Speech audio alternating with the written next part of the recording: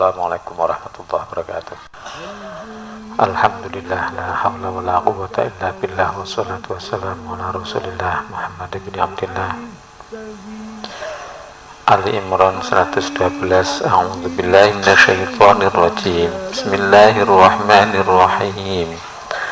Duribat 'alaihimudz zillatu aynama thuqifu illa bihablim minallahi wa hablim minan nas wa ba'u bighadabin minallah wa duribat 'alaihimul maskanah dzalika biannahum kanu yakfuruna biayatillahi wa yaqtulunal anbiya'a bighairi haqq dzalika bima 'asaw wa kanu ya'tadun. Mereka diliputi kehinaan di mana saja mereka berada, kecuali jika mereka berpegang kepada tali Allah dan tali dengan manusia. Maksudnya perlindungan yang ditetapkan oleh Allah dalam Al-Quran dan perlindungan yang diberikan oleh pemerintah Islam di atas mereka. Dan mereka kembali mendapatkan kemurkaan dari Allah, dan mereka diliputi kerendahan atau kehinaan. Yang demikian itu karena mereka kafir kepada ayat-ayat Allah dan membunuh para nabi tanpa alasan yang benar. Yang demikian itu disebabkan mereka durhaka dan melampaui batas. Duribat bisa dipukul, tapi di sini gampangnya diartikan diliputi. Alaihim atas mereka, az-zillatu kehinaan. Jadi orang ahli kitab Yahudi Nasrani itu diliputi kehinaan.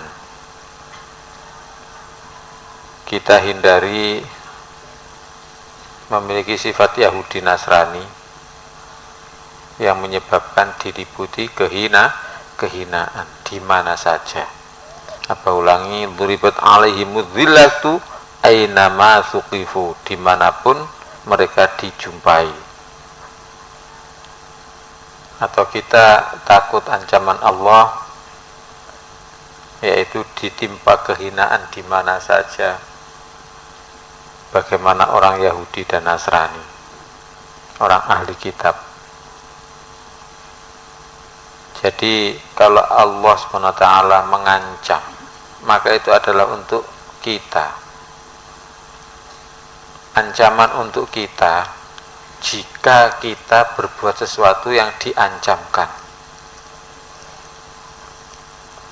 Jadi olah batin itu adalah terus-menerus takut pada yang diancamkan oleh Allah. Nomor 2, kita hanya takut ancaman Allah saja. Kita hanya takut pada ancaman Allah saja. Sebab ancaman Allah itu pasti menghinakan, pasti membahayakan. Ancaman Allah itu pasti membahayakan.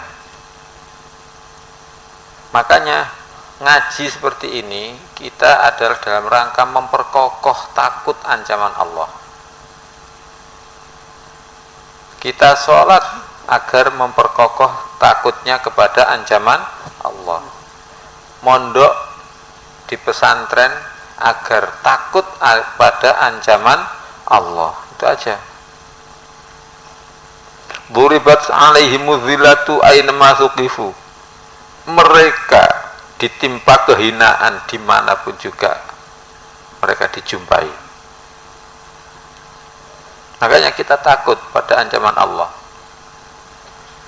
Kita hindari sifat Yahudi Nasrani. Illa bihablim minallahi wa hablim minan nas, kecuali apabila dengan tali dari Allah dan tali dari manusia. Maksudnya apa? Berpegang teguh pada tali atau perjanjian dengan Allah dan perjanjian dengan manusia. Satu, kita berusaha memperbaiki hubungan dengan Allah dan hubungan dengan manusia. Hablum minallah dan hablun minan nas. Ada orang yang berguru, kemudian pada waktu itu ada tahapan jazab. Jazab itu dia tidak ingat manusia, ingatnya pada Allah saja. Hablum minallah terus,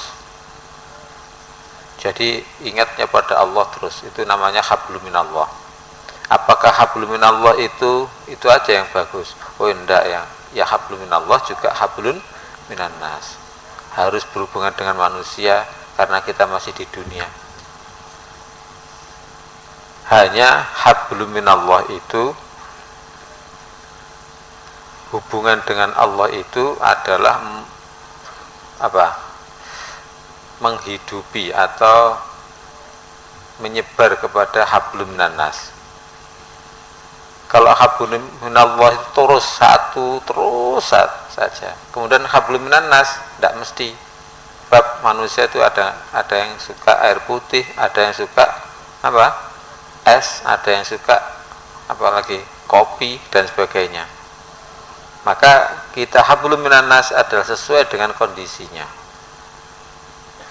Makanya jutaan caranya. Tapi kalau hablum minallah terus menerus satu saja, ingat pada Allah terus. Makanya hablum minallah itu adalah menata niat. Jadi hati kita terus hablum minallah, tapi jasad itu adalah hablun minan nas. Jadi hati terus ingat pada Allah, mengagungkan Allah, tetapi untuk jasad sesuai dengan yang dihadapi. Jika yang dihadapi itu suka disenyumi, ya senyum. Ya. Untuk melihat Allah dengan mata hati, tapi untuk melihat manusia ya dengan mata kepala, ya kan? Apa tadi cara mengamalnya? Oh ya, diteruskan aja. Hubungan dengan Allah, medianya hati, media utama. Media utamanya hati, kemudian hubungan dengan manusia, media utamanya ya apa aja? Jasad. Bagaimana sih hablum minallah itu kok dikatakan medianya hati? Karena itu berhubungan dengan niat gitu loh. Misalnya ada orang tanya, dia kok berani-beraninya mengorbankan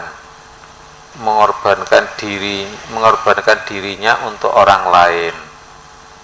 Maka apakah begitu? Oh ya enggak, bukan mengorbankan diri untuk orang lain, tapi berkorban untuk agama Allah. Misalnya ya, si A memberi si B air putih. Ini air putih si B. Nah, itu yang benar hablum minallah, bukan berkorban untuk si B, tapi berkorban untuk agama Allah, untuk ajaran Islam. Itu contohnya hablum minallah. Media utamanya adalah hati. Melihat Allah ya hati medianya, mata hati. Jadi hatinya berkorban untuk aturan Allah, ya kan? Tapi jasadnya kelihatannya berkorban untuk orang lain. Para ulama itu menjalankan menjalankan kebaikan, tetapi hatinya adalah karena perintah Allah. Karena perintah Allah. Illa bihablim minallahi wa hablin minan nasi. Jadi kita berusaha memperbaiki hubungan dengan Allah dan dengan manusia. Dengan Allah medianya adalah hati, dengan cara menata niat. Nah, dengan manusia yaitu medianya jasad tadi.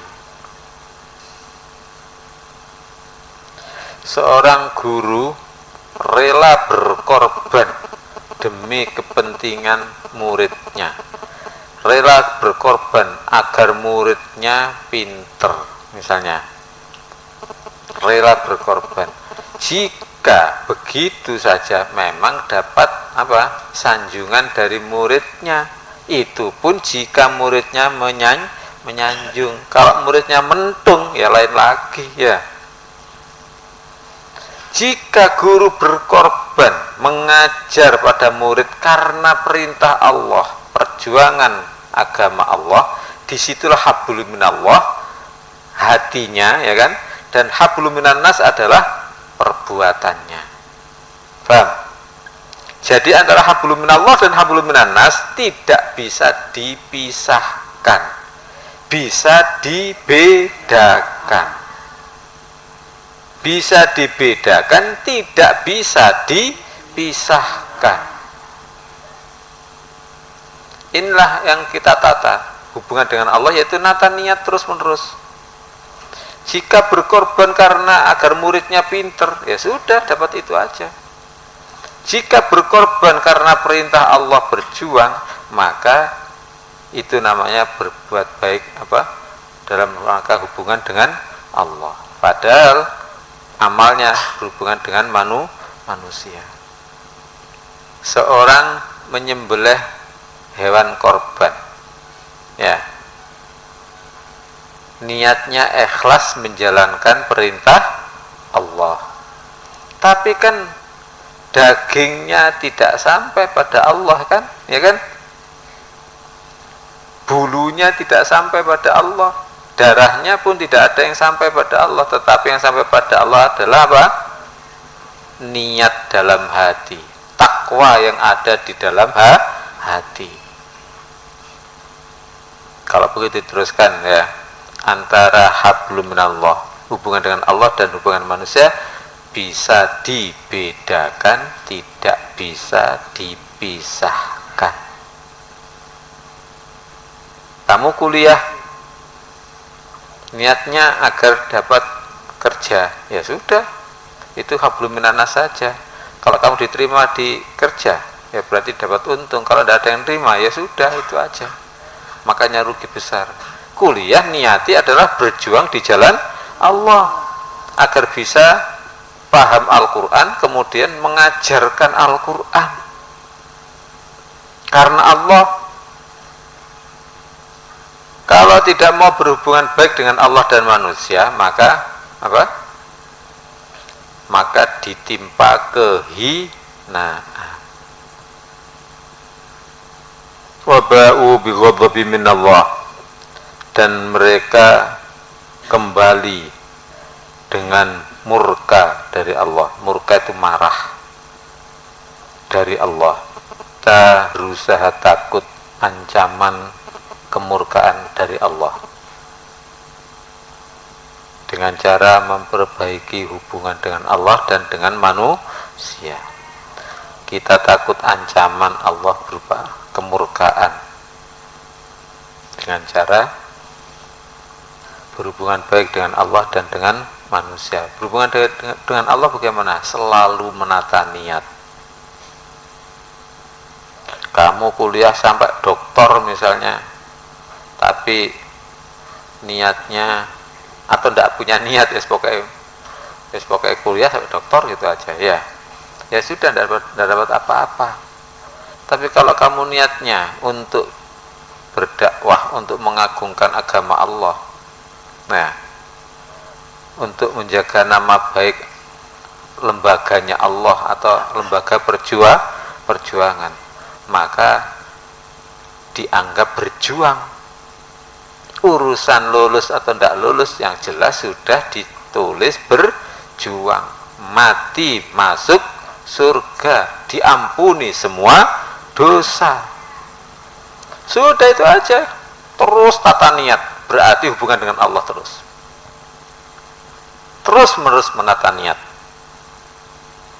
Wabau bighadabi minallah, dan mereka kembali dengan murka dari Allah. Apa tadi cara mengamalkan? Kita berusaha takut ancaman murka Allah dengan cara memperbaiki hubungan dengan Allah dan manusia. Ditambah aja, sebab ancaman Allah adalah paling berbahaya.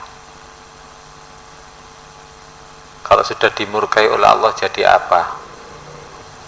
Selama-lamanya di neraka. Na'udzubillah min dzalik. Wa duribat 'alaihimul maskanah. Wa duribat, dan diliputi alaihim atas mereka al maskanatu, kehinaan, bisa berarti kehinaan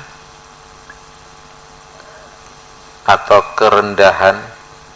Miskin itu bisa berarti ya miskin atau kerendahan atau kasihan. Misalnya miskin liman la zaujatalah. Kasihan yang tidak punya istrinya. Kasihan dahulu, bahasa Arabnya apa? Miskin anta, nggak usah miskin dah anta. Miskin anta, kasihan kamu. Atau kerendahan gitu aja. Waduribat 'alaihimul maskanatu, dan diliputi atas mereka kerendahan. Kita takut dijadikan derajat rendah di sisi Allah. Kita takut dijadikan derajat rendah di sisi Allah. Tidak takut rendah di sisi manusia atau di sisi yang lain, gitu aja. Kita tidak takut derajat rendah di sisi atau menurut yang lain, menurut selain Allah, gak usah takut. Dzalika bi annahum kanu yakfuruna bi ayatillahi wa yaqtuluna al-anbiya'a bighairi haqq. Demikian itu karena sungguh mereka kafir terhadap ayat-ayat Allah, ingkar terhadap ayat Allah, dan membunuh para nabi tanpa hak. Dzalika bi annahum yakfuruna bi ayatillahi. Demikian itu karena mereka kafir terhadap ayat-ayat Allah. Satu, kita hindari ingkar pada ayat-ayat Allah. Kita hindari ingkar pada ayat-ayat Allah, yaitu melihat sesuatu tanpa ingat Allah yang menjadikan. Kafir itu artinya menutup, melihat sesuatu tanpa ingat Allah yang menjadikan, yaitu melihat sesuatu atau peristiwa tanpa ingat Allah yang menjadikan. Itu kafir itu namanya. Misalnya ya, peristiwa Ustadz Sanusi Hendrik ya punya istri Desi misalnya. Itu kan peristiwa, punya istri itu kan peristiwa, tanpa ingat bahwa itu Allah yang menjadikan. Itu namanya kafir ya. Itu namanya kafir, menutup, tidak tembus kepada Allah ya. Itu tidak tembus kepada Allah, itu namanya kekafiran. Sekarang banyak mana kekafiran dan keimanan. Makanya kita perlu diampuni oleh Allah. Kalau tidak diampuni oleh Allah, waduh, neraka kita. Tapi kalau mau saja, mau diampuni oleh Allah, minta ampun dan kembali kepada keimanan, itu loh, 1 detik bisa menghapus dosa seumur hidup. Makanya jangan putus asa, segera kembali.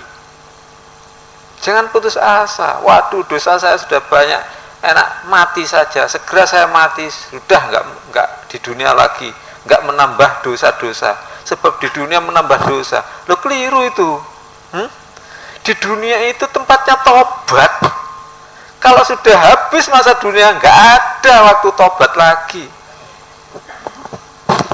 Kesempatan emas tobat itu.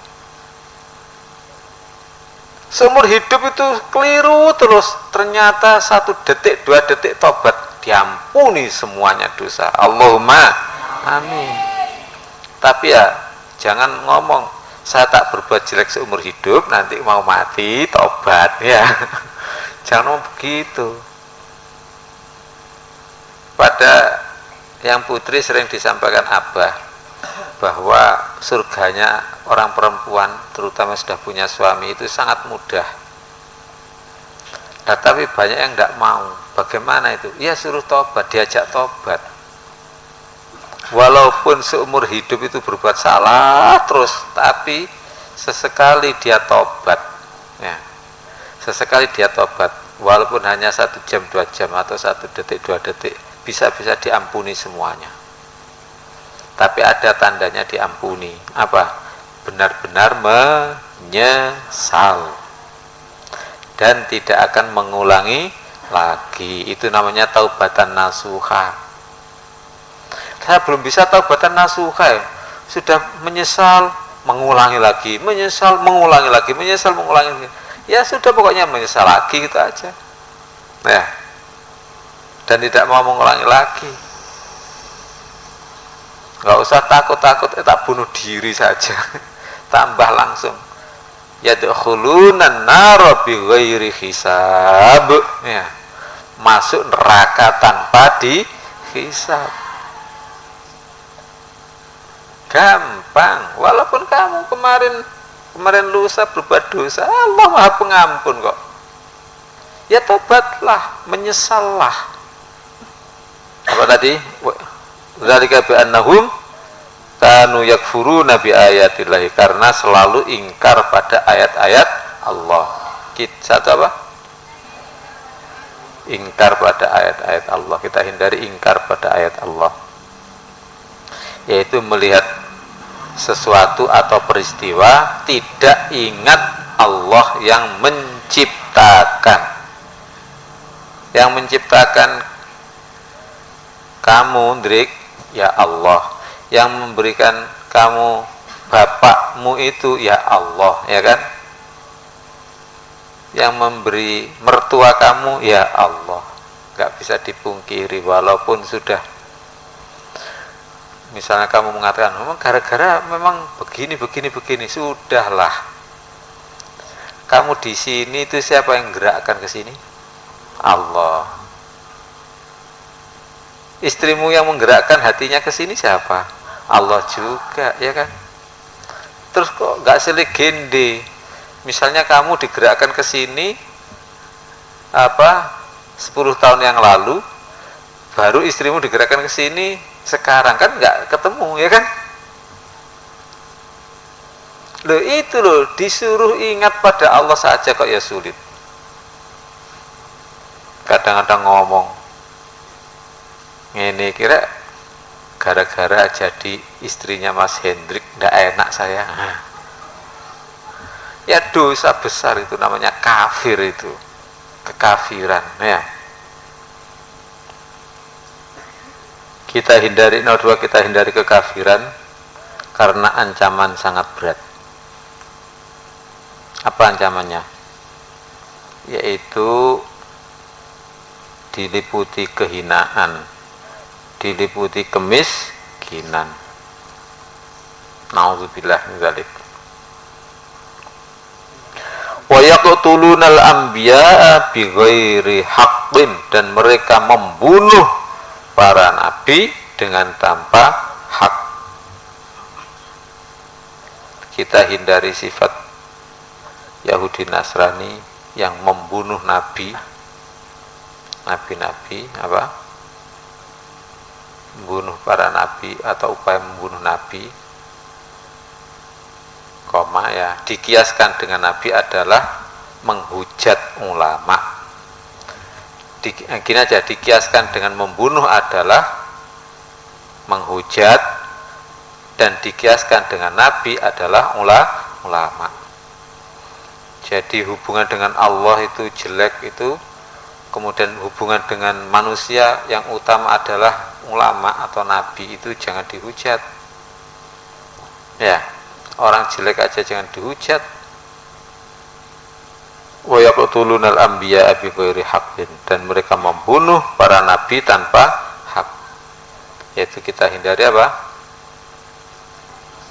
Membunuh nabi. Dikiaskan dengan membunuh adalah menghujat, dikiaskan dengan nabi adalah ulama. Sudahlah, kamu nggak ngerti nggak? Yang ngerti itu ahli ilmu. Ahli ilmu itu hanya menghamba kepada Allah. Kadang-kadang menghujat ulama itu karena melihat dari segi fisik, dari segi lahir. Nabi itu dihujat oleh orang biasa gara-gara fisiknya. Orang menghujat Nabi mesti mengatakan begini, kamu adalah manusia seperti kami, kamu juga pergi ke pasar, kamu juga makan, kamu juga minum, ya. Apa bedanya saya dengan kamu? Ya. Apa bedanya saya dengan kamu? Malah hartanya, perabot rumahnya baik-baik perabot rumah saya punya ini, kamu nggak punya apa-apa. Yaitu gara-gara apa? Melihat fisik. Demikian juga kadang-kadang jauh dari ulama kelihatannya enak ya jadi ulama, enak ya ulama disanjung, tapi sudah mendekat tahu wala ulama itu begitu ya. Saya kira ulama itu hebat, ternyata ada ya. Saya kira ulama itu kaya, ternyata ada ya. Ya. Sehingga apa? Mengatakan ulama itu adu ada. Dari jauh, aduh hebatnya ya. Dari dekat ada melarat ya. Itu gara-gara melihat fisik. Nah, apa yang dilihat kalau bukan fisik? Ya, lihatlah dengan hati. Tidak bisa, ya pokoknya jangan dihujat ulama gitu aja. Yang tahu ulama itu hanya ulama. Yang tahu bahwa seorang itu wali hanyalah wali.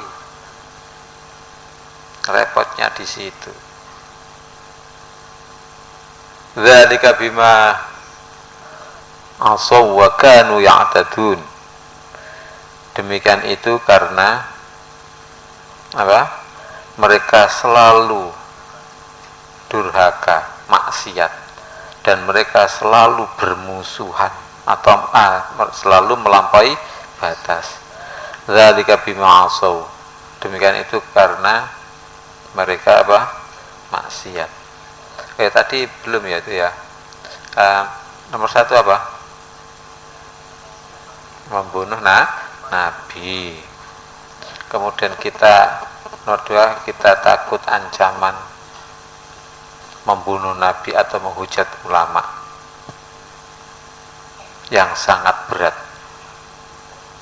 Selanjutnya dzalika bima asaw. Demikian itu karena mereka maksiat. Karena mereka maksiat. Makanya kenapa mereka ditimpa kehinaan? Kenapa mereka ditimpa kemelaratan? Karena mereka selalu maksiat. Jadi lingkaran setan. Kita hindari maksiat dan selalu takut ancaman maksiat. Makanya yang selamat ya di pondok. Ada orang yang mencoba melihat di mall kalau malam minggu itu ada apa, jalan-jalan ke mall. Mall itu apa sih?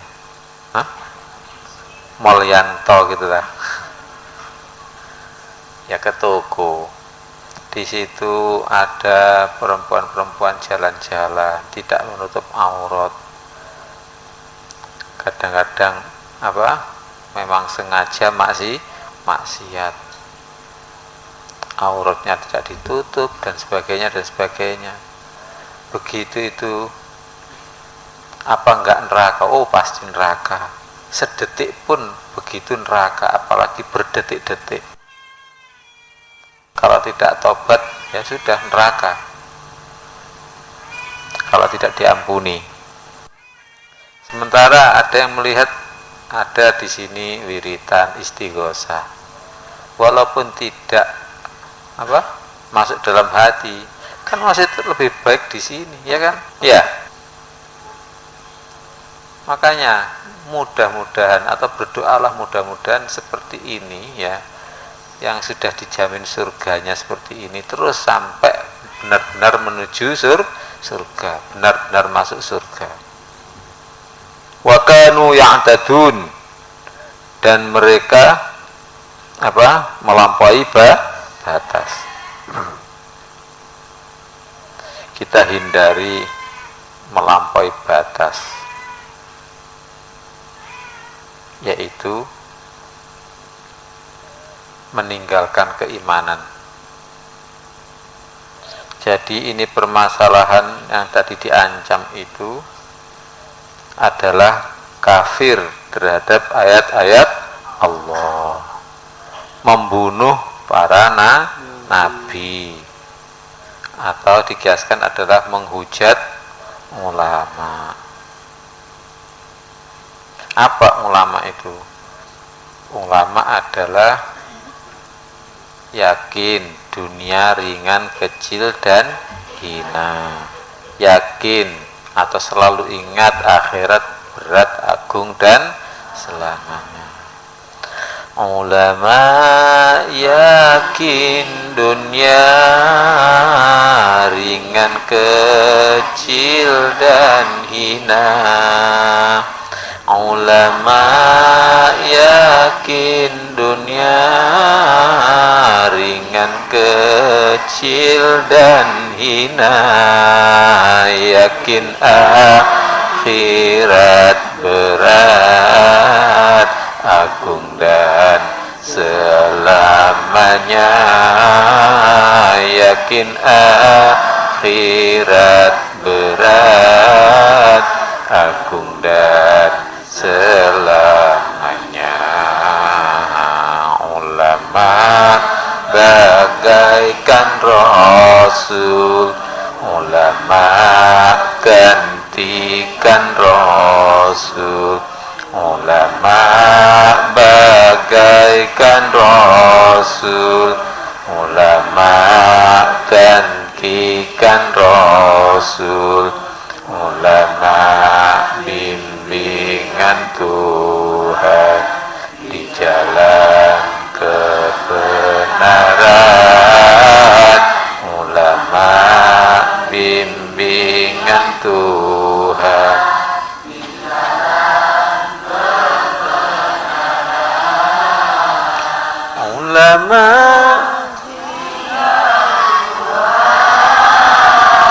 tiap desah nafasnya, ulama ingat Tuhan tiap desah nafasnya. Allah cinta mereka, mereka cinta Allah, Allah cinta mereka,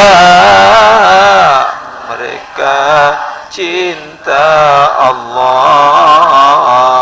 Ulama bagaikan rasul, ulama gantikan rasul, ulama bagaikan rasul, ulama gantikan rasul, ulama bimbingan Tuhan di jalan kebenaran, ulama bimbingan Tuhan di jalan kebenaran,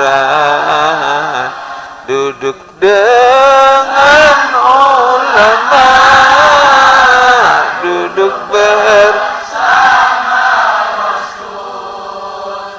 duduk dengan ulama, duduk bersama Rasul, memuliakan ulama, sungguh muliakan Rasul, memuliakan ulama, sungguh muliakan Rasul. Sudah. Wong lama ya. Jadi kita takut ancaman-ancaman tadi, itu ancaman sangat bahaya. Coba tirukan 3 kali ya. Bismillahirrahmanirrahim. Duribat alaihimuz zillatu aynama suqifu.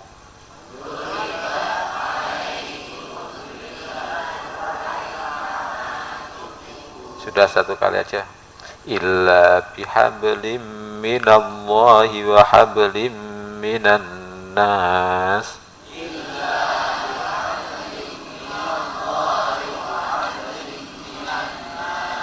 Wa ba'u bighadabin minallah.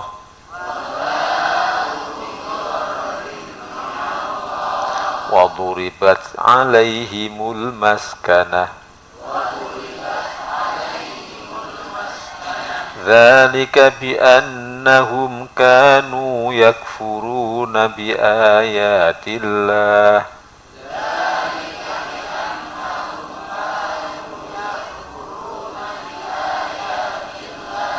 wa yaqtulunal anbiya'a bighairi haqq.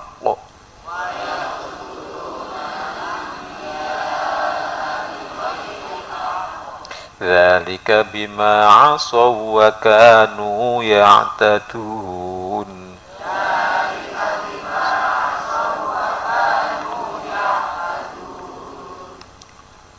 Assalamualaikum warahmatullahi wabarakatuh.